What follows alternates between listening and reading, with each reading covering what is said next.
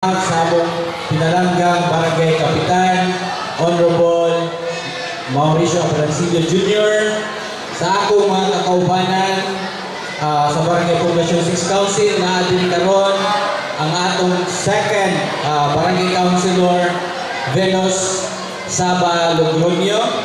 Tindog kunsiyan nausab ang atong maaptikon nga Director General sa atong kapistahan din sa Barangay Poblacion 6, Honorable Yul Yarden Reyes Lee, na adili sa likod. Nausap ang atong wala diri ang atong mga kakaubanan ng mga konsihalis sa atong Islam Convention, Honorable Gaspar Villegas, naapod diri si Honorable Colin Lingaw-Lingaw, naapod atong Matikon ng Barangay Kagawad Danilo Dael,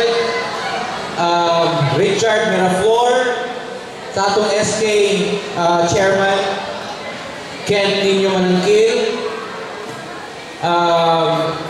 ug sa tanan ng mga konsihalis sa atong SK, ug dako na ko pagyugmo sa atong amahan sa probinsya sa Negros Oriental, Governor Chaco Sugarbaria, sa atong 2nd District Congressman Chiquiting sa Garbaria, atong pinalanggang mayor sa Dambayan sa Tanhay, Mayor Jose Pepe Orlino, o sa atong Vice Mayor Donil Salma, sa mga konsihalis sa Dambayan sa Tanhay.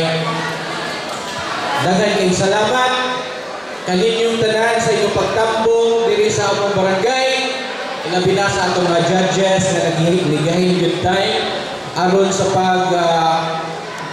judge sa atong paghulat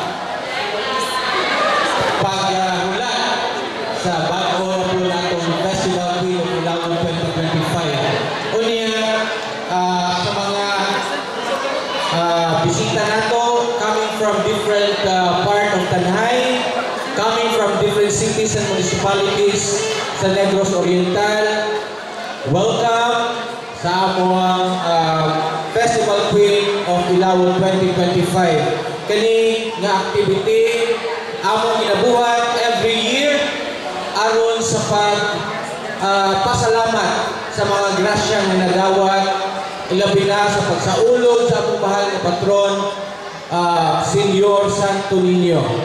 Unya maghinaot kita nga mahimong successful kining atong kalihukan karon, inubanan sa inyong suporta. Once again, welcome sa Festival Queen of Ilawan 2025.